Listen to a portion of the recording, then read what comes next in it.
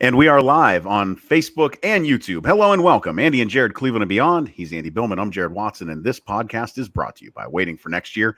Check them out, original Cleveland sports reporting at waitingfornextyear.com. Well, we're going to do a tribe-focused show today. We still going to call them the tribe in a few months? I don't know. We'll see what happens. We're going to discuss the schedule. They're going to start off with the Royals. Cool. At the end of the month. Frankie Lindor is talking to the press on Monday. And Carlos Cookie Carrasco fired up about 2020.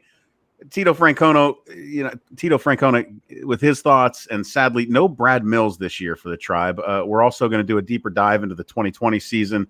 And of course, the topic of the possible name change, which I have already mentioned for the Indians. But first, a big announcement that I'm sure raised Andy's eyebrows. Let's talk about your Cleveland Browns and David Njoku. What the fuck? Hope everybody had a great 4th. I had my mom in town. I know Jared's back in Ohio, and that's great. And all that stuff. He just did a drive-by in Ohio, and he's doing a bunch of family stuff. But it was a weekend that I had to. Yes, we came home to remember my stepfather, who actually passed away today. A year ago, unexpectedly. So coming home for the 4th to see my mom, it was kind of a last minute decision, and it was worth it. And I'm glad that, she had a rough day today. So spent time on the phone with her and having a Bud Light in his honor as well, because that was his drink. Now, I don't drink Bud Light. I'm washing it down with a little bit of whiskey. So today's show might get a little fun. Boom Boom Mancini whiskey, by the way. Youngstown's finest, Boom Boom Mancini, has his own whiskey, aged in maple syrup barrels. Delicious. At any rate, cheers to my stepfather. Lord knows he's watching over us from above and probably yelling at all of us repeatedly over and over again because, we didn't listen when he was alive, and we're not going to listen to him now either. So, and I drink plenty of Merlot. I'm a big Merlot fan. I drink also a lot of seltzer spiked drinks, so I'm sticking to the water today. Oh, good. Yeah. I did that yesterday. Yes, time to rehydrate. David Njoku. Well, let me just say, on many podcasts in the past 2 years, I've mentioned this guy's name many times. And in the previous podcast, when we went down to Browns, I was like, I'm going to try to stay positive about this. Not an Njoku guy, but okay. We're going to give him a chance, give him a contract, everything else. My instincts were right about this guy from day one. I was not surprised when I heard this. I thought he was really going to be up against it more than what people realized. I will tell you, this is a relief. This is not Duke Johnson. Duke Johnson trade was bad. This, take care, get your 5th, 4th round pick. Adios. Now I'm going to give it to you simple. And I don't have a lot of deep thoughts about Njoku. I've seen him now play a lot. He is athletic. He is very strong. He is quick. He does not stand out on tape. He makes mistakes. You can tell he doesn't have a rhythm or a flow in these games. And Jared, up to this point, the David Njoku experience, I'm ready to get off. I'm just ready to get off. At this point, all right, so let's put it this way. I was all for giving Njoku another season to see if he can really become what a lot of, he's let's put it this way. He's a Cleveland favorite. He is. There's a lot of folks out there that liked him on the same level that they like Duke Johnson. The problem is what he just did. He was trying to act like Duke Johnson. It seems like a little bit here. He was trying to act like Rashard Perryman with this move here. And what hurts his cause is he's on his rookie contract. What are you doing, dude? What are you doing? B, it looks like you're trying to shy out of some competition and learning from some talented folks that are coming in here and acting like a spoiled brat. And C, your stats don't hold up. So what do you actually think? Like, what do you think? Where do you think you're going to go? Who do you even think that the Browns are going to send you to? They're going to try to get what they can for you, and it's probably going to be to a weaker team that doesn't have a chance in hell of doing anything. Hey, again, so okay, see you, David. I'm very different. Had an opportunity. I know. I'm on so different scale with this about Duke Johnson. Duke Johnson can play. David Njoku stinks. Stinks. No. Oh, yeah. He stinks. He's not good. Right. And that's why I'm saying, why are you acting that way in that Duke Johnson manner? Although Duke went a little off the rails with his personal He had some press moments. conference. He had But some moments. yeah, come on, David. And I know that he was on Instagram. David Njoku was on Instagram, I think over the weekend or last Friday, and said, you don't know what you don't know, and I don't hate you for it. Basically saying, look, Cleveland fans, I'm not mad at you for being mad at me or whatever his point was. But we don't know. It always seems like that. We don't know. What is it that we don't know? What could it possibly be that we don't know? Oh, I know what it is, and you know what it is. You just hit it. He doesn't want the competition. David Njoku is not as good as these other players. Period. Right. In a sentence. I mean, that's enough said. And he's not going to work to earn it. No, he's not. And by the way, I'm not surprised by that. David Njoku doesn't have one game where I go, wow, he could take this team to the next level. Wow, he's doing things on the field that really stretch the field and make the team better. David Njoku is a prospect. That's what he is. Yeah. And I've seen enough to know he's not as good as what we think he is or believe he is. For everything that went wrong last year, you can put on Freddie Kitchens. What happened on the field, it's a fine pass. Njoku's the one. I don't think so. I think we saw the real deal. I think this is David Njoku, folks. He's not that good. Hey, and if he goes somewhere else and he falls out, God bless. Have fun. Oh, by the way, ready for this? Yes, fine. And that could happen. Not going to happen. I'm so convinced about this one. Not going to happen. David Njoku stinks. Couldn't catch a cold's right, Dan Monos. Dan Monos on Facebook. Couldn't catch Corona. Couldn't catch Corona. We don't want him to. I mean, don't want him to. No, we don't want anybody to get coronavirus. No, that's not what we're saying. I just feel like that's the world we live in right now. That's better than cold. That's all. Right. But look, David Njoku, wish you the best. If you play well at your next city, your next team, great. Hey, congratulations. Yeah. Your stint here in Cleveland did not work out well. Sorry. You had moments. You had opportunities. Sorry it didn't pan out. The injury sucked. Yeah, we know that. But let's be real here. Numbers don't lie. What's he got? Like 1,000 yards in 3 seasons? Maybe 13 touchdowns, something total like that. I don't even know. Again, look, I'm just going to be blunt and honest. What is the one moment or one play or a game that you go, wow, Njoku really did? I can't, not trying to be mean, I can't think of it. Jared, I can't think of it. Nothing stands out. He just blends. And again, the thing that he does, he looks the part. He's big, he's strong, he's fast, he's athletic. But when you see it on the field, it just never comes. Jared never comes together. And last year, I don't think this was the right move. But what they're putting in and tying in above a Njoku said a lot about what's going on with David. Yeah. Sorry, it's not that good. Look, what they're doing at tight end right now, and overall in the backfield, dude. David, sorry. Yes. Maybe you wouldn't get on the field like you wanted to, but wouldn't you feel better putting in the work and seeing if you can earn your way out there and prove to some folks? Like, I just don't. He thinks he needs to go somewhere else and be the starter, and I don't know where he feels like he's earned that. Now he will. I think he will go somewhere and end up being a number one, because let's face it, there aren't that many standout tight ends throughout the league that he couldn't go somewhere and play. Hey, but at the same time, come on, man. Hey. Come on. Njoku is tantalizing. He has all those attributes. Oh, yeah. He's physically a beast. He's a beast. Could he take that drive 90 East and play in Foxborough? Sure. Could he do things like that and be like, hey, take a chance on teams like that? Hey, absolutely. I'm not naive. But I'm telling you, I feel confidence in this. It reminds me of Marquavius Mingo. These are the type of players. That was another letdown. Yeah. You just see after time, it's like, I've seen enough. Like, it's just not. It's not here. You know what? I say that. I say send him to Foxborough. Let's see what him and Cam do. Justin Gilbert going to the Steelers. Ooh. I mean, look, take care. Bye. Not worried about it. Don't worry about it. Joe Hayden, Duke Johnson, not good. And let's be clear here. Let's be clear here. We're not being cocky about the prospects of the Cleveland Browns this season regarding this, but we're being real regarding the talent that they have on the team. David, I mean, that's realistic. I am done with the David Njoku experience. I'm sorry. I'd rather see this guy Hooper play. I'd rather see the young tight end we got in the draft. Sorry. You ain't kidding. Sorry. Same, brother. Same. All right, so let's turn the page before we get to the tribe.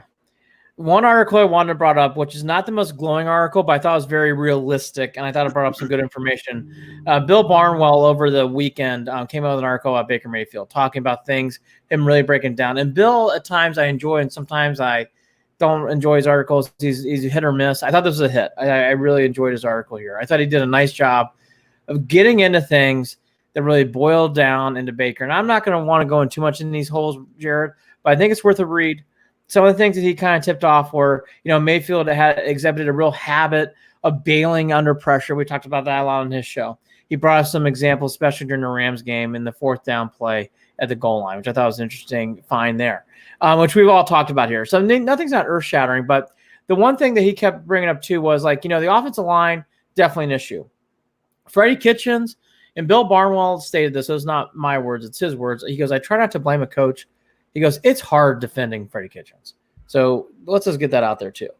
The one thing, though, that he did bring back, though, too, which I thought was interesting, was he always seemed to thought while watching Baker, and as he did extensively, I guess, last week, the communication between receiver and quarterback wasn't there at times. And he brought that up a lot. And I think that's something we should – not at all.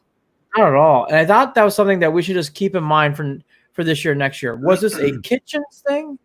Or was this a Mayfield thing, or both? I think it's probably a little bit of both. But well, I mean, come on, it's you can't bring Odell in, and this isn't against Odell whatsoever. But Odell was not there in the voluntary practices early on, right? We know that, right? That maybe that would have helped a little bit. We know Freddie wanted him there, but at the end of the day. Can we say that was the effect? I don't know. I don't think it was. I truly think that 95% of the blame lies on Freddie. I do.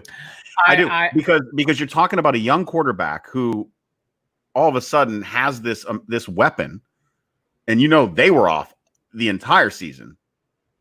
Jarvis Landry was the only one that seemed to be able to hang.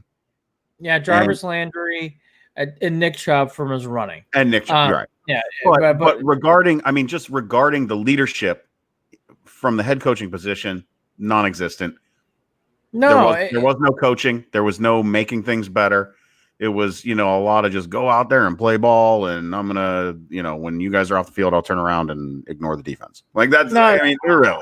Well, something again that he brought up that I don't want to bury the lead here, but he goes, Kitchens is very hard to defend. He did a lot of these things called RPOs, run pass options. And it became so evident that the Browns were going to do things like that he brought up the thing that was my biggest heel comment throughout the year, and I will stick to it again. And he said it, and he agrees with everything I was thinking. These fucking screen passes and bubble screens it was so bad last year, folks. I'm telling you, I'm no analyst. I'm not in the field documenting plays. I've watched football enough to know. The Browns couldn't complete a fucking screen pass if they actually got 3 or 4 yards between receivers, which they did. He said the amazing thing is these people would be open, and they were so not in a position to be successful that they would just stop. It's like running in mud.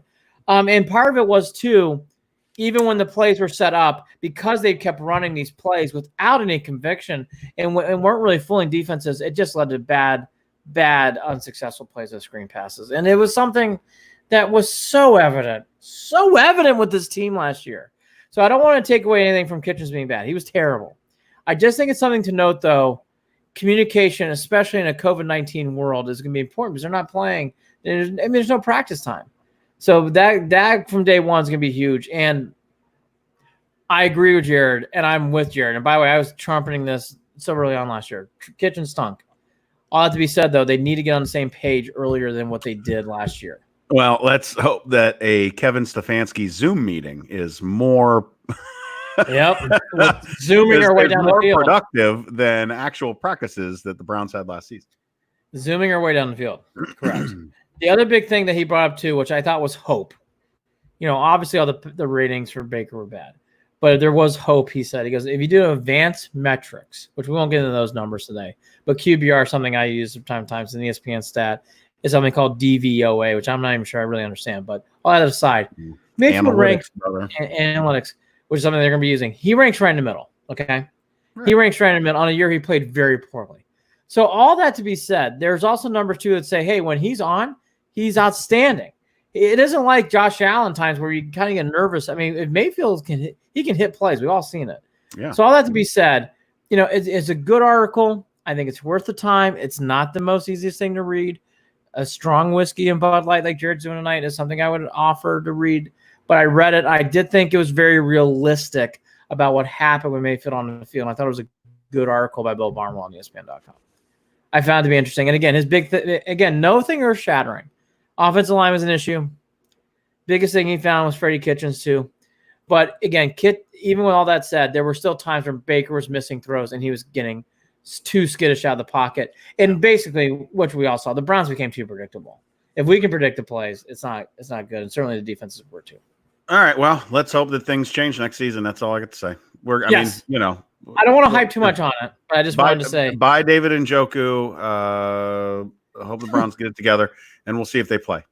Yes. We'll see if they throw on those full frontal face masks that cover their hot COVID breath and keep each other safe. Who knows? Speaking about play. Or they won't play. Speaking about play, let's get excited. Let's ramp up the music. The schedule is out, Tribe fans. Yes. We'll get to them next. The Indians. What an exciting time. Jared's right. There was a big announcement today about MLS, about a team not playing, and there's still some questions up in the air. But to be fair, the Indians are pressing forward.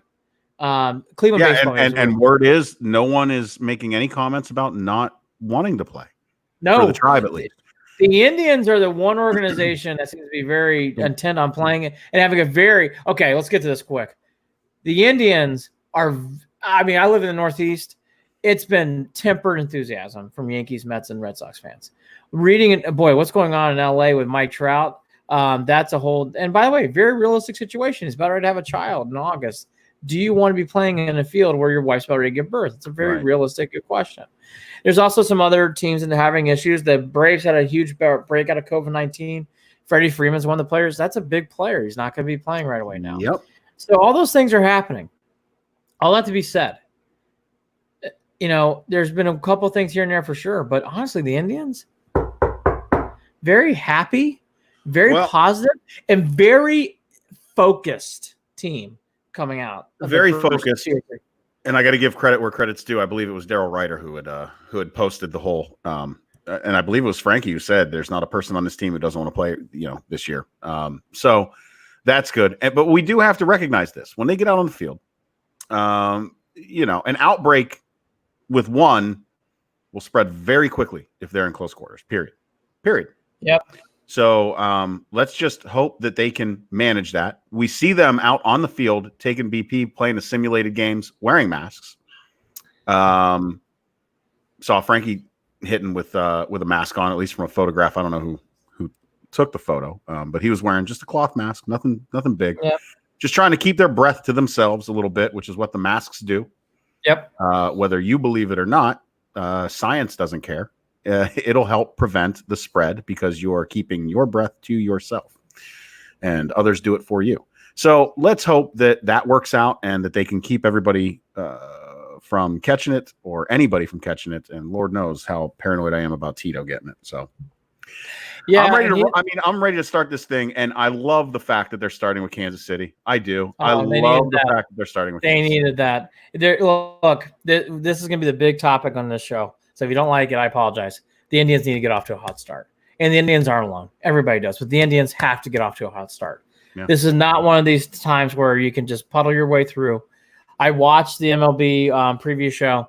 The Indians are buried. They're definitely talked about. But everybody's high on the Twins, as they should be. They won the division. And everybody talks about two teams, the Reds and the White Sox. Everybody loves their offseason moves. Everybody thinks they're fancy-dancy. Everybody thinks hey, the Indians are underneath the radar. All that to be said, I love how here's one good thought. Outside of Cesar Hernandez, Domingo Santana, really the Indians don't have any other players who are new. This is the same team. This is not last year where you're cycling through and you're figuring things out and you're plowing. Where you're learning who your outfield's going to be all the way into July and halfway through the season past the All-Star break, where all we were doing was praying that they can get to within 6. Is Bradley Zimmer going to play? Right, Bradley Zimmer going to play? No, Naquin's 100%. Yeah, Naquin's ready to go. So look, all the Indians And again, we have said this on this show, and I'm going to hammer this. I believe in Francona. I know Jared does. I believe in Antonetti. I believe in this front office. Folks, this front office has seemed to be very buttoned up for the last 10 years. And I think that plays a huge role into the success on the field this year. I really, really believe that. I do. Well, let me say this. Wouldn't it be apropos? Wouldn't it be perfect? And you already know that I think that asterisks for this season go out the window for me. That's bullshit, because this season will be as grueling and as stressful from game one of any season that has ever been played in this fucking league, period. There's no argument there. No, I don't know what argument you could present that this won't be the most intense and stressful for the players from game one compared to any other season. Maybe coming back after 9/11 is the closest comparison, right? World War II, back very different. World War II, the comebacks, yes, but so let's just be real here. This might be this might be it, the last chance for the Cleveland Indians to win a World Series, because we don't know how the Indians are going to go about this search for a new name. All right, you want to go there? So that's what I'm saying is this might be it would be a nice little cherry on the top way to send off the name. Yes, I do want to. We can go there. Can we go there? Because do you mind if I start this? I've already stated my statement on previous podcasts. I know. There you go. And I've talked about this a million times, and I'm okay with pretty much whatever they do. I am. I'm okay with whatever the team decides to do, whatever the front office, whatever ownership decides to do regarding this, because I don't fucking care. Because at the end of the day, it's Cleveland till I die, right? So if we can recognize that, and we can say what's in a name, and we can harken back to, the paying homage to the previous Native American player for the Cleveland Sports. We can come up with all the reasons and excuses and all the reasons in the world to bitch and piss and complain and moan about changing a team name. But I'm sorry, at the end of the day, look, I'm not big on making people feel like shit or being assholes to people of other cultures and all that stuff. And I think like I said, we've both talked about this to death. But what I would love is if there was some sort of incorporation, some involvement, something where Native American tribes, Native American leaders, people that are involved in this issue could come and be a part of the discussion, because you know what? It's about them and they should be a part of it. Erasing a name is one thing. That's the easy thing to do. The easy thing to do is to change a name and get rid of it. That's the easy part. The hard part is to have the conversation about the name, about the why, and include the people that it fucking involves. And if there's a way to possibly find a better way to change the name or to tweak it or to come up with branding that better honors the native heritage, the native traditions of this country, because there's a lot that we aren't taught in history class regarding what has happened to Native Americans throughout, our entire existence beyond a Trail of Tears. There is a lot. And we don't need to get into all that. But wouldn't it be nice if there was incorporation of these Native Americans into these branding decisions? Because in my view, it's a win-win situation. And I don't like to break things down into PR only because, but at the end of the day, public relations wise, that's a win.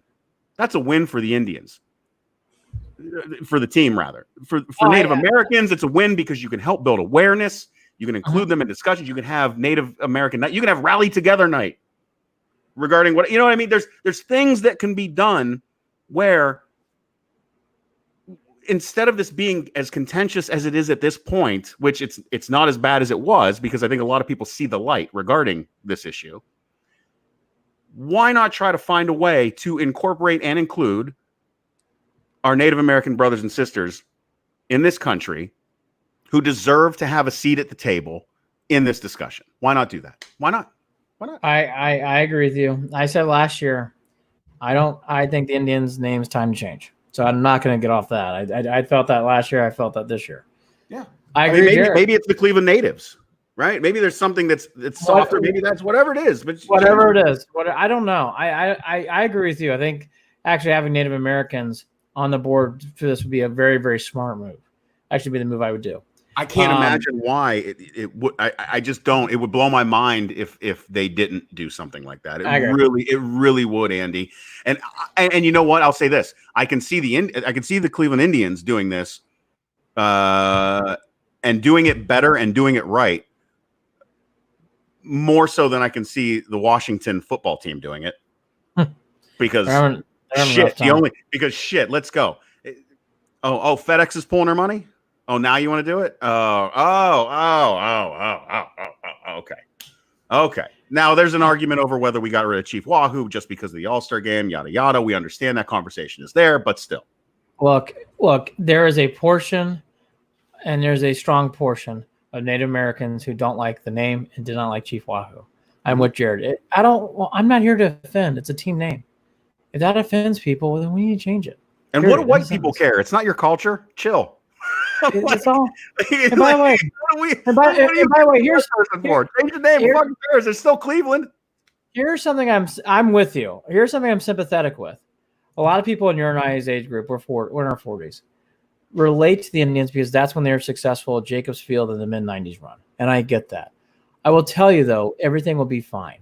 The team name changing will be a good thing. It's going to change. I'd be shocked if it doesn't change. There's no way it doesn't. There's no way it doesn't. This is changing. So in 2021, there's going to be a new team name. And, there are things in life that are, again, I agree with everything Jared's saying. I think this is an excellent opportunity for the Indians. They have a big moment here in 2021 to come out with a new team name. I actually think, I know people don't want to hear this. I think it's in times like this too, including Native Americans would be a very smart thing. And on top of it, coming out with something new and zippy would be great for the new fans. I'm telling you, something I learned at ESPN that was very, very hard for me to swallow. The fans who are younger than us love things that are new and fresh. The Indians haven't really had change in 25 years, to be truthful. So to have something different and changing would be good for this organization. I know, I'm not in love with that idea. I'm telling you, I learned that firsthand in these meetings. Younger generations love this stuff, and it brings up this word retro and everything else that goes along with it. So all that to be said, look, I don't think there's all this negative stuff that goes behind it. I'm with Jared. It's a Cleveland baseball team. The name is going to change. I'm telling you. And I think the Indians have been behind on this. They're slow to move, but hey, at least it's happening and it's good. And I'm telling you, from everything I'm reading, Jared, from everything I'm hearing, from Terry Pluto and his comments today and yesterday, the Indians are changing this name. Yeah. No, there's no. I'm sorry, you're not shutting this one off. I don't care. I don't care if the president of the United States is tweeting about it. It ain't stopping. Sorry, it's not. Oh, by the way, don't even go down there. I'm not going to. I'm just saying. I'm saying this is a train that is not stopping. That is all. No. And by the way, it's time, and it's going to be good. And now to maybe more of the fun. And by the way, all that to be said, here's the one thing I'll go into these team name possibilities. I will actually say this. I get it. In our generation, if you're 40 listening to the show, or even in your 30s, the Indians winning so much as they did in the 90s is memories you love. And don't think of it as being erased because of a team name changing and a logo changing. Nothing changes. Nothing takes away from 95, brother. It's a Cleveland baseball team, and I will really love those guys. And all that is good. Just like if for people watching at home, just like Jared becoming focused on his camera. It's all going to be good. He just became focused. Trying so hard not to be and it was driving me up a fucking wall, and it finally came back on his own. So my webcam was out of focus for the entire time that we were talking about this name change thing. And I was trying to get it to come back. I put my hand up in front of it, and the autofocus. Come on, autofocus. But it was driving me nuts. I'm looking at myself, and I look like a Barbara Walters special. The shit was hazy, and it was bad. Well, everybody can read the team announcements and team statements, and they're very, very plain Jane stuff that you have to say in a release. We won't get into words of that. For people, though, who are like, gosh, I really want the Indians to stay, and I kind of like Chief Wahoo, I thought this said it all from our leader, Terry Francona. Yeah. Quote, I think it's time to move forward, he said on Sunday. Sunday would be June 5th. Or July 5th, sorry. I've been thinking about it and been thinking about it. Before we put out that statement, he said, another quote from him, I know in the past when I've been asking about it, whether it's our name or the Chief Wahoo, I think I would usually answer and say, I know we're never trying to be disrespectful. And I still feel that way. But I don't think that's a good enough answer today and right now. And I think it's time to move forward. It's a very difficult subject. It's also delicate. I just want to echo. That's why I love this man, because I get it. That time this is the oldest. It's a football area. We get it. The Indians are the oldest and longest going organization in this area. I love the Indians. I love the Cavs and the Browns. I get it. It's hard. It's not fun to think that there are people out there who don't like the name and didn't like Chief Wahoo. I get it. And by the way, we all were sucked into it in the 90s. Totally get it. He's right. And I felt this way before he said this. It's time for a change. It's time to do it. It's going to be okay. And I get it. It's delicate. And I understand that. But it's going to be for the best. Lock arms with us. Come on board. You're going to enjoy this. You'll get some new gear. It will all be good stuff. And I'm not saying it's easy, because I agree with him. It's delicate, and it is. But it's for the best. Yeah. It's for the best. And Jared's right, too. Jared brought up a great idea I've not heard yet. To bring Native Americans to the table for this team name would be a great idea. And I know there's a lot of people I've been hearing from, maybe they'll call them the tribe. It sounds like the Indians are going to stay away from that. They're really going to break away from all that kind of name, unless the Native American Conference feels like it's a good thing, honoring them. I will echo again one more time. It's a great idea by my partner here. To bring Native Americans to the table would be a very, very smart thing for the Cleveland Baseball Organization, and something I would really think about. I think we do a lot of good. 5 years ago, Andy. 5 years ago, I wanted him to do this. I feel like it's such a missed opportunity to not do that. I feel like they have the right to be there in this conversation. Yes. I feel like it would be wrong to make these decisions without Native Americans in this conversation. I feel like it's dismissive in a sense, where you're just trying to erase something without, and I know that's not necessarily, but it could be received on their end as being just look, they're just going to change the name and that's it. Now it's over with, and that's it. There's no discussion with us. No, I'm with you. And we're the ones who are affected. Because that's the thing, Andy. This all comes down to empathy and putting yourself in the shoes of other people. I've seen enough people tell me that, I know people who are Native American and they love it. I don't listen. Your friend of a friend of a friend of a friend who might be Native American or whatever you want to say. I'm sorry. That confirmation bias isn't working for me. I really want to have these real conversations with Native Americans and see what they would like to be done. They deserve to be there in this conversation, period. Here's the model I would follow. I would go down to Tallahassee, and I would talk to the Florida State University. They have a wonderful working relationship with the Seminole tribe. There you go. Ask them, how has that worked? How have you made this? Because that is the university that has shown the way of how you can do it. So if people out there go, that's not possible, and that's not true. Florida State's got a wonderful working, and in fact, the Seminoles are honored that they are named after this tribe, and they love everything that they do. Think about that. They work hand in hand with the university to make sure everything works together. Take those notes and work it into what Jared is saying here. You donate some proceeds to Native American causes. There's things that can be done that are advancing the cause and not just shutting down the conversation. Exactly. And again, Tallahassee, Florida State University, it is a wonderful working relationship. That's why all that stuff there, you never hear that brought up. Why? Because they're working with the Seminole tribe to make sure everything is jujuing and everything feels good. Yeah. Great opportunity for the Cleveland Baseball Organization to do the same thing. Hey, let's not ignore this. Atlanta Braves, not in this discussion. Kansas City Chiefs, not in this discussion. Yeah. Chicago Blackhawks, not in this discussion. Not in this discussion. So we'll see how this all goes down in the future with those teams too. We'll see. All right. Now to flipping it forward. Possible names. Here we go. Let's go to this and we'll get to the schedule. Okay, possible names. I've seen all sorts of reactions on this online. So these are Vegas odds on these names, huh? These are Vegas odds. You can go today at your Vegas sportsbook and bet. Here we go.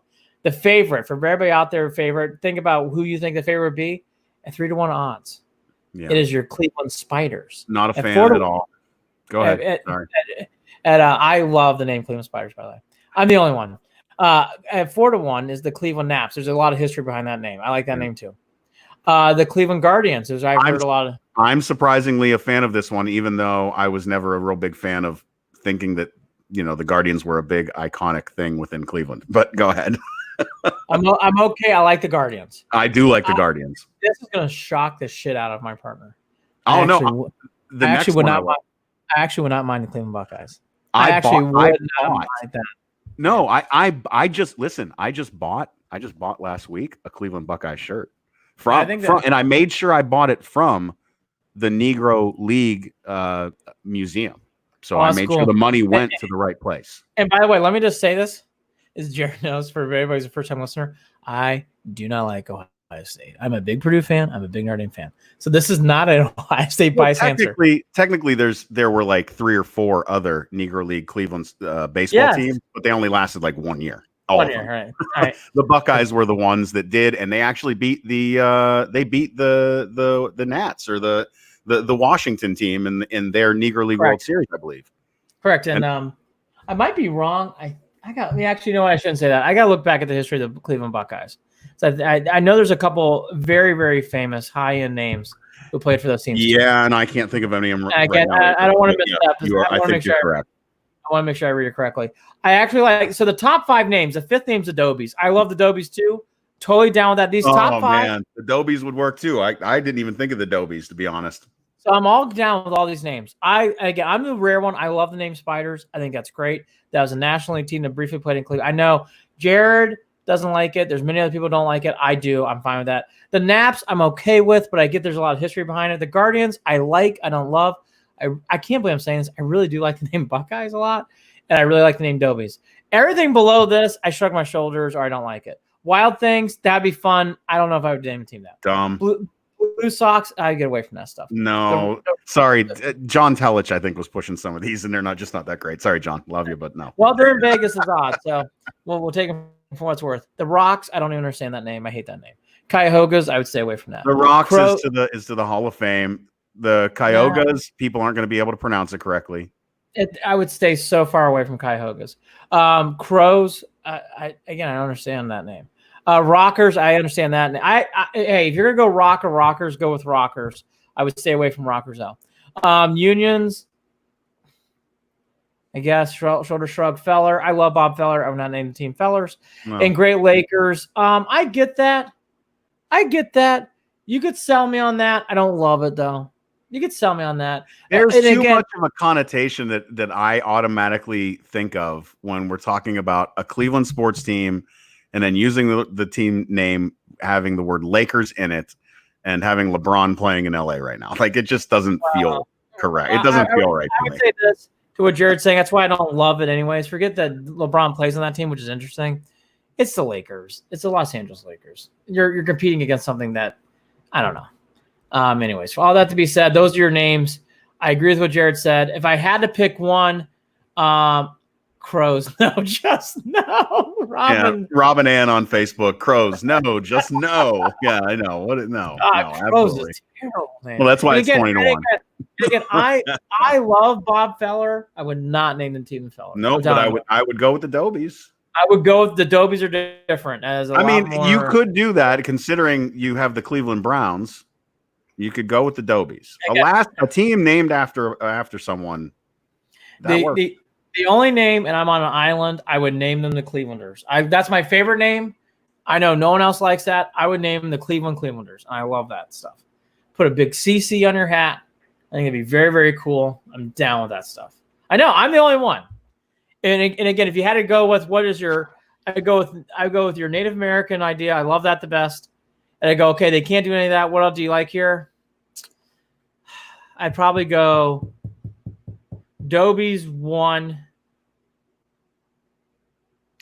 Spiders 2. I do like the Spiders a lot. So I'm going to sit here and I'm going to say all on equal ground with me, Guardians, Buckeyes, and Dobies, but the history of the Buckeyes and the Dobies really sticks with me. And I don't want them to just do something completely opposite to make a statement just to do it. If they're going to be the Buckeyes, there's a lot of work that goes into kind of earning that in a sense and the same thing with, there's a lot of responsibility with calling yourself the Buckeyes or the Dobies. There just is. There's a lot of responsibility. By the way, agreed.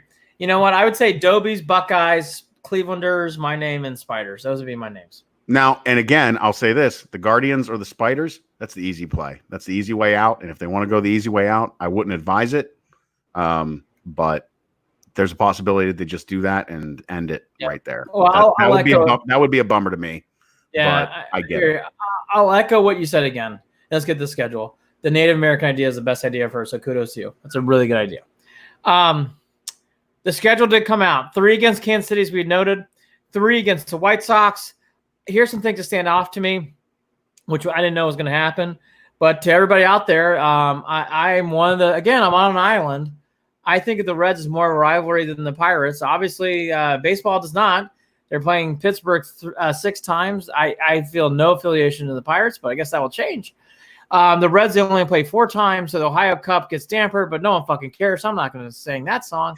I think because I grew up in my latter years in Columbus, and there was a real disdain by Reds fans about the Indians doing well, that I do not like the Reds, and I never saw any of that. I did. I like seeing them suffer, and I like beating them, and I think it's great that we win that cup. I'm the only one.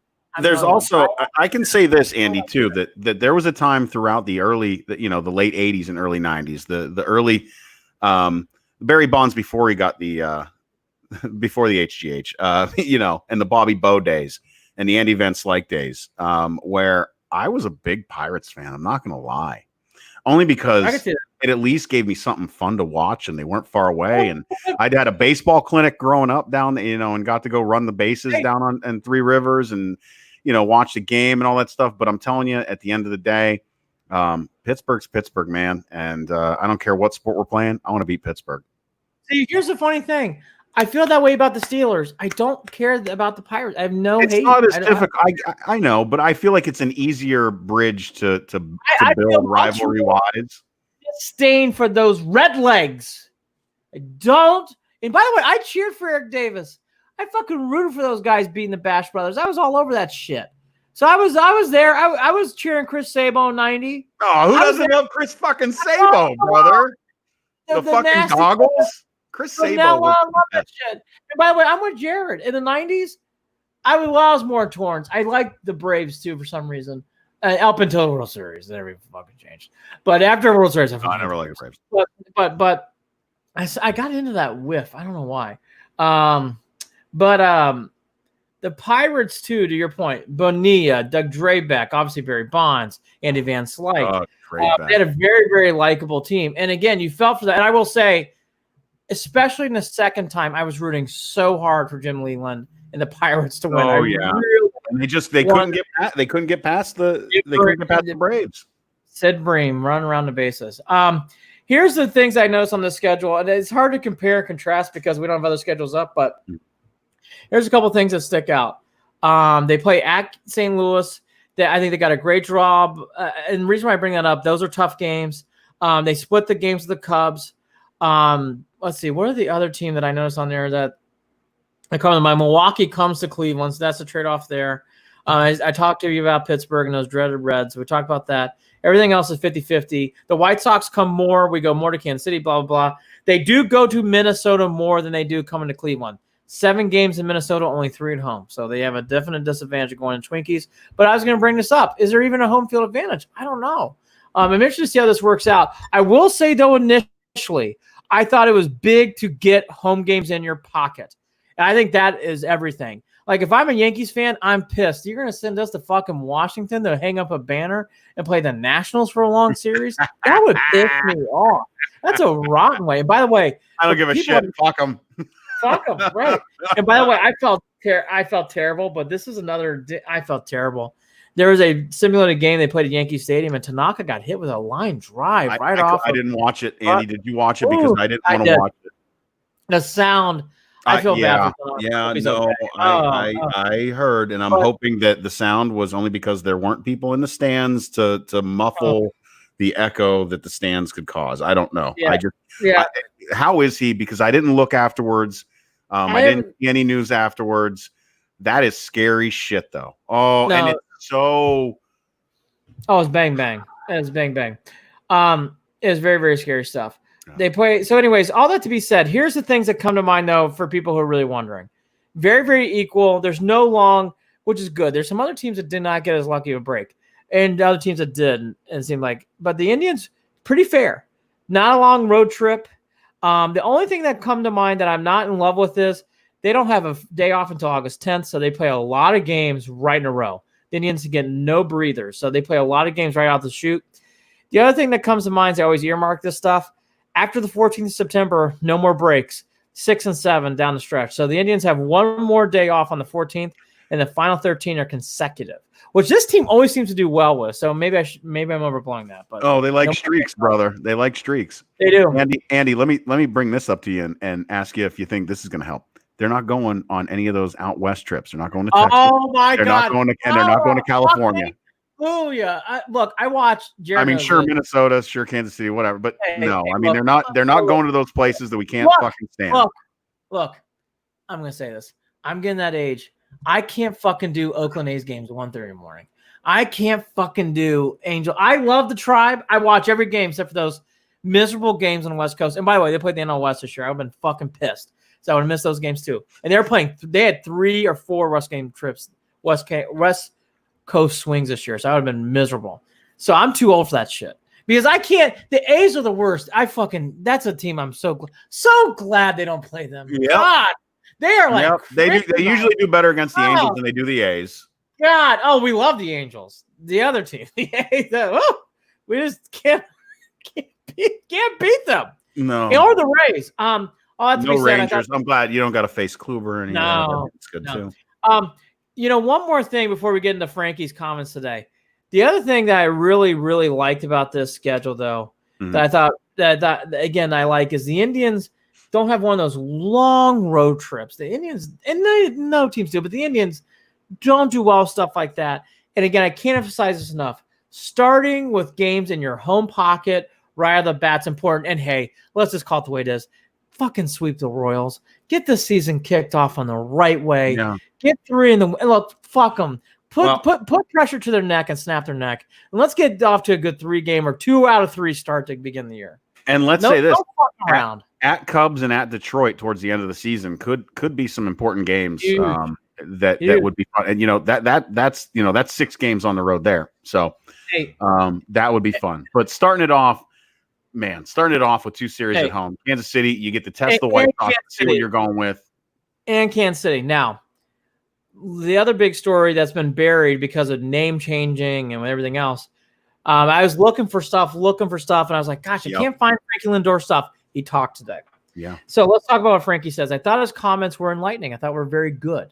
Quote from Frankie: I haven't thought much about the offseason contract. I'll put a reference note in there. That because there's plenty of other things that I've got to think of, and one is this pandemic, end quote.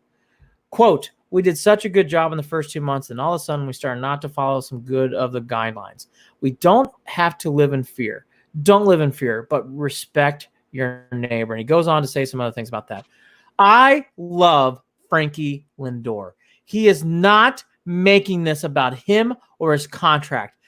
I doubt they listen, but if they do, sign him. Pay the Patrick Mahomes money and sign Frankie Lindor and keep him in Cleveland. 10 years. You want the big 10-year deal. You want the record-breaking 10-year deal. Frankie Lindor saying this shit is not just good for the Indians on the field. He's good for the city of Cleveland off the field. He's a good man. He's a very good person. Start keeping people like this in Cleveland. And he's really fucking good at baseball. He's really fucking good at baseball. Look, I'm tired of this pussyfooting around. Sign him. He's a good player. He's a good man. We need people like this in Cleveland. Take the time, don't do something easy, and negotiate through them. I don't fucking care if it takes days, hours, and you're sitting in some hotel room with mask on going through it. He's telling you, I want to stay, but I'm not going to stay for a discount. I want to get paid properly. If they play all this fucking tickle pants with people like Trevor Bauer and going through arbitration and putting up with bullshit, then why not take care of the good guys, right? I'm sorry, look, I know Trevor. There's a lot of good things, but man, you're still. Trevor Bauer, he's exhausting. Look, you get my. But I know I had to use him as the example, though. You're getting my point here. Yes. This doesn't need to be difficult. Doesn't need to be difficult. And look, I'll go there for a quick second. It's an alarmingly high contract. I think it's worth every nickel what the Chiefs did today. Because Patrick Mahomes is a good man. He won you a Super Bowl. He brings positive energy to that city, and he's a face of your franchise for years to come. He will make back that money and more. Cleveland Indians, Cleveland Baseball Organization, listen up.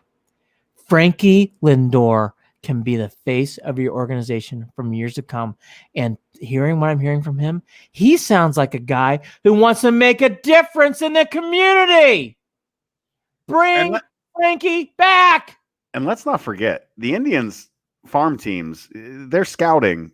They're no slouches. So if we're going to worry about spending the money now and not being able to bring in anybody else, I think he can make it work. Look, I think he can make it work. I was always on this side, but now I'm in this side entrenched. Wow. Frankie Lindor belongs in Cleveland. Period. Okay. Love Frankie. God, I love that man. We need more of him. We need more of Kevin Loves. We need more people like this who only play good on the court or good on the field. They do great things off the field. We need more. And let's be real, it's not just Frank. There are some other folks that do a lot of good off this field with this team too. Stuff. Again, Shane Bieber, I think, has got that vibe too. Look, I'm not nice, but again, Frankie, look, it's Frankie. This is about Frankie Lindor. He's our guy. Yeah. I'm gonna pound that shit if I read trade rumors in the middle of the year. Pound that shit, Andy. I'm gonna Pound fucking lose my shit. Okay. Another guy who I fell in love with after this whole thing went down was Delino and DeShields, and I felt terrible. So I'd feel terrible about anybody catching COVID-19, but he did test positive. The latest things I heard, I think this is from Sunday. I pulled this quote. This is from Francona. We checked with him yesterday and last night. I think he's getting frustrated because he's starting to feel better, which is good news. Right. But there's some protocols that he's going to have to follow, and we understand that, end quote. Felt bad for Delino. I did not know Delino, the man, coming into Cleveland. I only knew of him because of his dad's name and because of his name and because of who he was on the field. After reading the article, which we went through in this podcast and talking about his experiences as a young Houston Astro going up through the league as an African-American, I really, really grew to love him already. And I was so excited to see him play. I felt terrible, Jared, to hear this news. Very, very bumming out.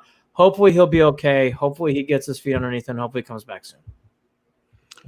He will. Yep. He will. Yeah. I mean, that's where we're at with that. I get nervous with all these folks, with all these guys when they get it. And, he seems to be getting better. Good. Be patient. Yep. Heal up. Make sure your lungs are completely ready to go. Yep. and then get out there. Right. And then get out there. And you know what? The team is going to be okay. And they'll hold it down until you get there. That's right. They will. That's right. They will.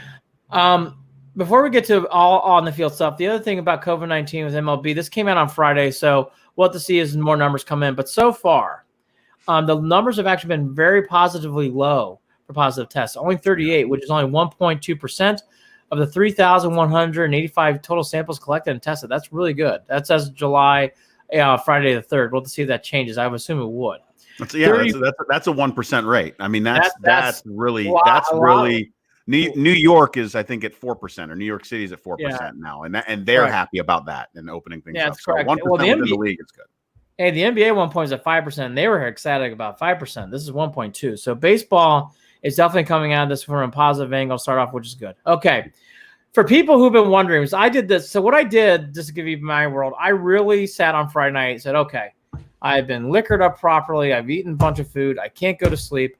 I'm going to read about the Indians. I'm ready to read. So I just felt like it's been, if you get all this other stuff, 4th of July, everything's going around. So I really got to handle some stuff. This has not been publicized as much as I thought it would. The Indians have announced their 55-man team. They've actually signed 3 other players during the break, too, which we'll get to in a second. Yeah, I think I did know about some of that, too. Yeah. So here's some quick quotes. So they have a 60-man player pool. 55 names were as of June 29th. We'll get to the 3 additions that were made over the break. So they're at 58 right now. Okay. So we won't go through every player, but I just want to go through and touch upon some things. Here's some comments from Antonetti. He talked about this on Sunday, June 29th. Quote, we do expect to have every spot filled at some point. Exactly how we fill those spots will take a little time to sort through. There will be some players we bring in from other organizations. We really want to get a sense of this because all this is new to us, end quote. And he went on to say some other things. So here, for people who are wondering, Because I was starting to wonder, I'm like, well, let's refresh my brains. It's been a while. Who's really going to be the opening lineup? Well, according to MLB.com, they went through every team over the weekend. Here's the Indians' possible lineup they're thinking. Lindor leading off, Mercado, Santana, Carlos Santana. Franmil Reyes batting cleanup, which is interesting. He did have a great spring. J-Ram fifth. Domingo Santana, get to hear his name. He's going to be playing a lot this year for the Indians. He's the guy we got from the Mariners. Naquin playing right field. He's healthy now. Cesar Hernandez, remember him? He's the second baseman the Indians got to know more. Jason Kipnis, and then Roberto Perez batting ninth. I think it's a pretty accurate list here of what you're going to be seeing. So again, Lindor, Mercado, Santana, Reyes, J-Ram, and the Domingo Santana, Tyler Naquin, Cesar Hernandez, and then Roberto Perez. That's probably. I think that's pretty accurate. I do think that's probably your batting lineup on most days. I'm not gonna lie. I'm digging this 5 through 8 more than I've dug an Indians 5 through 8 in a very long time. I get Roberto Perez at 9, and I hope he continues to improve upon what he worked so fucking hard on last season. Yep. He's become a hell of a guy. Not only behind the plate, but at the plate, and. Yep. That was something that you and I both didn't know if he could possibly do. And he did. And he put the work in. Roberto proved a lot. I have no problems there. I'll be honest. That 5 through 8, though. That 5 through 8 is so big. And here's the key thing. Luplow playing for Naquin also helps. And then you got Daniel Johnson hovering around. So I like that. So if it's just Naquin. Yeah, there are names that aren't in there that damn well can play or hovering around. Yeah. Here's the one. There's 1.5 guys. Reyes has to perform like he did in the spring. Okay, that's a given. Fine. Mercado does his thing. Carlos Santana plays well. Fine. I've said this with Mandy Bell. This is it. We always talk about big years, all this. Can Jose Ramirez find the guy that we had in 16, 17, and 18? Jared, I hate to say this. He, to me, is the linchpin because if he is that guy, this lineup rolls. I am totally with you. But if it's J-Ram we saw last year, who really had a hard time getting his feet underneath him until really August, I got to be honest, that 5 slot is the one. It's not that I don't know. He can do it, and I love J-Ram. He's my guy. I love his energy. I love his heart. I do think it's a one-year thing, so I actually believe in him. I think he'll be great. But if I'm being realistic, he's the guy. He is the one guy that will flip this lineup card around because – I do think Carlos Santana has to come back to earth a little bit, if I'm being truthful. Do you gotta think about this a little bit here in the sense that Jose Ramirez doesn't have the spotlight on him like he had in previous years? I agree. I'm with you. I mean, he's got the spotlight on himself in the sense that you're bringing it up now regarding your hopes for him. But I feel like, look, he had the baby. He doesn't have the pressure. There's some things that I think have backed off pressure-wise regarding Jose, and I think that's a good thing because he's the type of person that the mental stuff can get to him only because he cares so fucking much, and it's so hard to turn that off when you are that kind of person. And that was very frustrating to him regarding how he was playing at the plate. And you just hope that when you can pull some of that responsibility off of him, which I think this lineup around him in front and behind does, I think Jose can flourish at that 5 spot. I mean, he can. Will he? I don't know. But no, I think. But if I were a betting man, I would say 60-40, 70-30. He's good to go. I echo everything you say. So I'll turn to this. I agree with everything. The one thing the Indians have going for it, which I think there's a twofold to this, their infield's pretty much locked. You know your shortstop. You know your second baseman. You know your first baseman. You know your third baseman. Here's something to keep in mind that Jared's alluding to. After 2021, we all know about Frankie. There's also no more Cesar Hernandez. He's only on a 1-year deal. Carlos Santana's contract also ends. J-Ram is the only guy who's locked in past 2021. Mm-hmm. So here's some of the other names you're here floating around. Yu Chang, remember. Mike Freeman, remember. We all remember Bobby Bradley. You're also going to hear about this guy, Nolan Jones, who we've all read about, Christian Arroyo. The reason – I don't know how much playing time these guys are going to get, to be fair, but I do want to state, even if Frankie somehow has a miracle and he comes back to Cleveland, Cesar Hernandez and Carlos Santana aren't going to be here probably past 2 more years. We're being realistic. Well, and let's say that's the difficult part is that you just brought up. 60-game season. They're going to be under the gun the entire time, fighting for every win.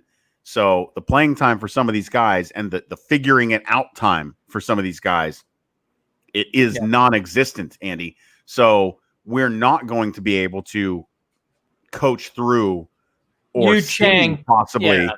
Yes.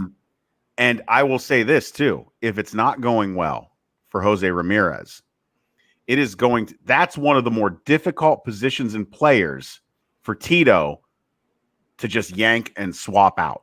We've talked about the fact that under the gun and under the pressure of this shortened season, that Tito will likely not hesitate when he needs to make the moves. That's a guy he's going to hesitate on a little bit. He will. He will. No, you got to look. You have to give guys like Ramirez a chance to shine. And not only that, we know this. We're not just saying this because of anything else. He can carry a lineup. He did. He was one of the reasons why we were so good in 16 and 17. Okay. Jose made the All-Star team not because it was a fluke or a feel-good story. He was that good. Okay. Yeah. He was in the MVP conversation. Yeah. Here's the one thing I'll just state it. It's not for so much Jose getting booted, because he's going to go to second base eventually. Okay. Jose's here. They've invested so much time in Jose. Jose's playing 4 more years. Okay. But to Jared's point, if the games are getting close, and you have Nolan Jones just hanging out, you have to wonder if he does get off to a slow start. Do you at one point look back and go, shit, we got that Nolan Jones guy. Fuck, what should we do? I don't think Yu Chang puts that pressure on him. And we know Mike Freeman doesn't put that pressure on him, but Nolan Jones might if it gets late in the year and Jose's struggling. But we hope that's not the case. Your catchers are Roberto Perez. Sandy Leon, remember, we did sign him. He's going to be playing this year. Everybody's raving about these other 2 guys, Bo Taylor and Bo Naylor. Oh, look, they're prospects. You read the stats, everything else. But your catchers are Sandy Leon's your backup and Roberto Perez. Okay, the outfield. The outfield's the only thing in this team when it comes to a specific thing that's like where pieces and parts are going to fit. So keep that in mind as we go through this here. Your outfielders on the 60-man, that's 58 right now, is Greg Allen, Jake Bowers, Delano DeShields, Daniel Johnson, Luplo Mercado, Naquin, Franmil Reyes, Domingo Santana, even though I don't think he's really an outfielder, he's your DH, Bradley Zimmer, and then George Valera, who I've heard a lot about, who I don't know much about other than reading in articles. There's always these guys that come through. Jared kind of alluded to it. Naquin, Luplo, I'm good with that. We saw that last year. Luplo can rake against lefties, so I have no problem there. And Naquin, when healthy, I'm higher Naquin than others. I don't mind Naquin. I like him. Mercado, that's a given. He's very good. I'm high on Mercado. Yeah. And I like Franmil Reyes playing the outfield than Domingo Santana. Again, to Jared's alluding to, I like this. And honestly, I like the idea of Daniel Johnson hovering around. I think Daniel Johnson should be on this team, man. Coming off of last season, Andy, God bless. If we had this depth in the outfield last year, just talk about a different year. Depth and definition. There's no question. Who's going to play against lefties? Luplo, righty, Naquin. It's not even like you don't even have to roll over. Who's your center fielder? Oscar Mercado. Who's going to be playing the other outfields? Franmil Reyes. Folks, it's a given. It's a given. And do not forget how much weight Franmil lost to get into this position to be able to even play out there. So I'm excited. Don't take that for granted. The only guy, George Valera, he's the one guy that's been he is only 19 years old. He's a lot of people that intrigued him why he made that. Keith Law wrote an interesting thing about him, so you can read about that. The one guy I want to mention quickly, not too much hover on, is Zimmer. He is the only guy on this team who fits in this rule of, even though it's a COVID-19 year, even though it's very, very different, this is actually, sadly, these games count. These games are really important for Bradley Zimmer's career in Cleveland. I do think he did it to himself, Andy. All fair. I'm not saying that. What I'm saying is that of all these players, I agree with you. It's a big year for Bradley Zimmer. Fair or not fair, this is a big year for him.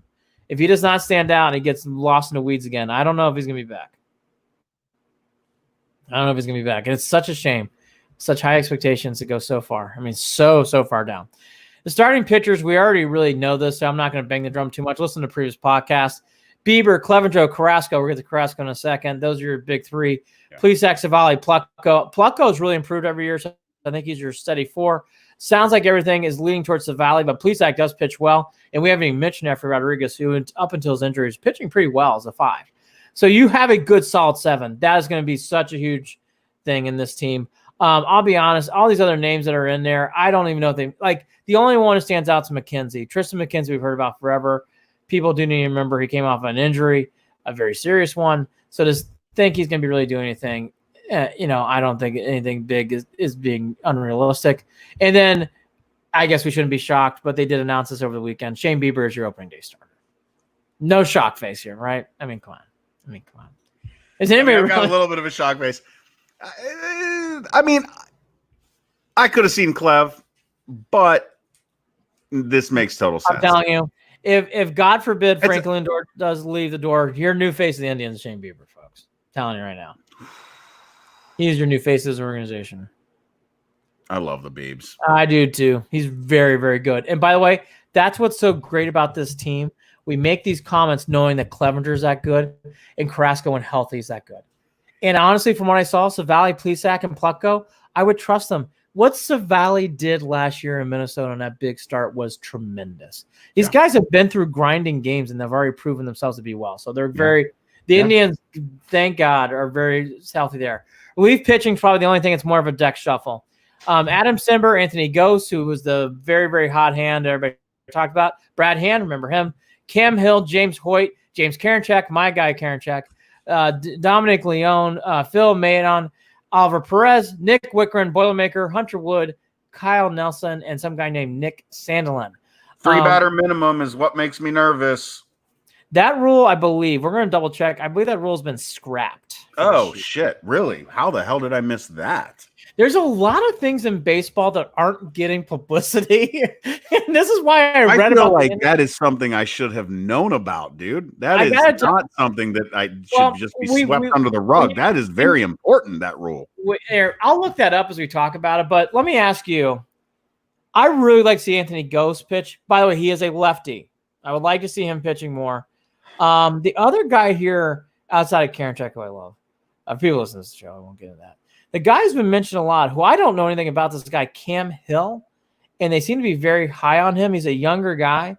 He is your Tyler Olson, for people remember him, who kind of came up and pitched well in 16. Cam Hill seems to be in that role, it sounds like. So he's going to be in that stuff. But honestly, I know Adam Simber had his ups and downs, and my God, did Brad Hand have his ups and downs. I'll say aside from closer, which is not a light thing, that is the only thing on this team that is I think Brad Hand's your closer no matter what now.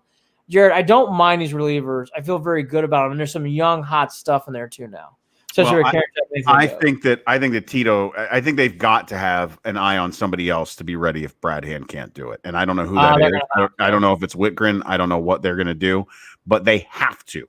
They have to have somebody else at least mentally preparing to take that role over. They have to. Yeah. You can't. I don't think you can just leave that all on Brad. I don't think you can. Yeah, I think that's a dangerous move if they were to do that, because you don't have the wiggle room, and you know that the possibility is there that it doesn't work out, and we've seen it before. So for them to not have a plan, to have one of those guys roll into that role, then I don't think that is proper preparation.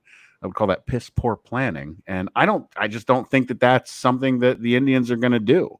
So I think that there's somebody else ready to take over if needed, or at least that they have their eye on to prep for that role. But to ask me who it is right now, I don't know. We're going to have to see. So, let's see. Yeah, are you seeing the rule?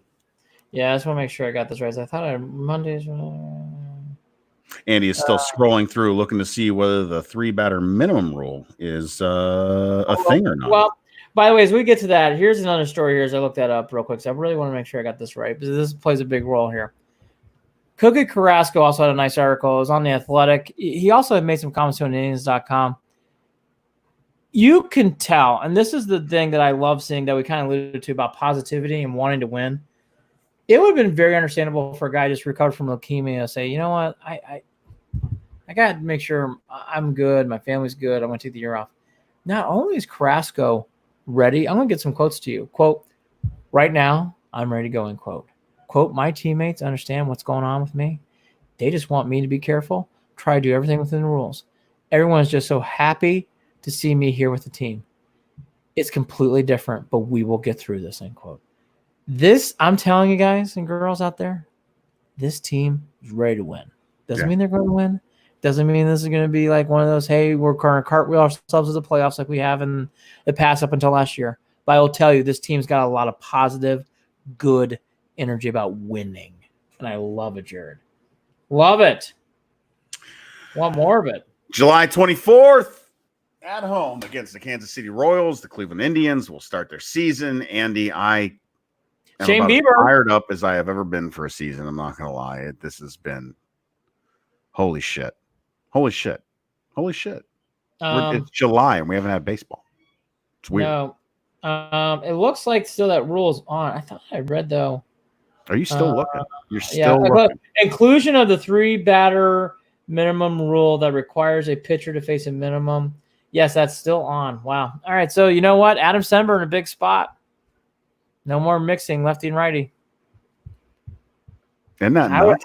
I want Karinchak pitching big spots. I want Karinchak. I want this guy Anthony Gose if he's good. Wickren is going to be. I will say this. Let me ask you this: does that carry over to the next inning? Yes. So you come in with 2 outs for a lefty. You get the lefty out. You have to come back for 2 more batters. Ooh. 3 batters or an inning. Hand wringing. You're sure it's not just the same inning? No. I remember that always stood out to me in this rule. Strategery. The new 3-batter, the new 3-batter minimum rule will require pitchers to face at least 3 hitters, or pitch to the end of a half inning before a pitching change can be made. To the end of half, or at least pitch to the end of a half inning. See that tells me it might be 3 batters within the same half inning. Maybe. So that would mean you can bring in somebody for a lefty with 2 outs and then not have to make them come back. But if you need them to come in with no outs against the lefty, they got to face the righties coming afterwards and get the next 2 outs. All I'll say, though, is that how much I liked Oliver Perez and Adam Sember in big spots and pitching 3 batters is a different story. Oh, yeah. No. Wait, especially I think Oliver Perez, I'm feeling a little different. Adam Sember make my hands ring, too. Wickren, okay. Karinchak, love it. Strap me in. Anthony Gose, I never even seen him. I can tell you I love this guy. Lefty throwing gas. Be all over it. So Carrasco's ready to roll. And that's good stuff there. Other players to watch is from our friend Mandy Bell. Franmil Reyes, who we talked about. Jose Ramirez, who we talked about. Karinchak, who we talked about at length. He's so nasty. Just watch this video from last year. Anthony Gose, who we talked about. His story is incredible for people that don't remember. He was an outfielder who's converted into a left-handed heater. He goes up to 96, 98 miles per hour. That's left-handed. Randy Johnson was at 100, and he gets there a couple times. For Anthony Gose getting up to 100 miles per hour as a left-hander. Jared, can you imagine in a big spot? Woo! Cam Hill. Hill remains, this is from Randy Bell, Hill remains an under-the-radar candidate to break the camp with the Tribe.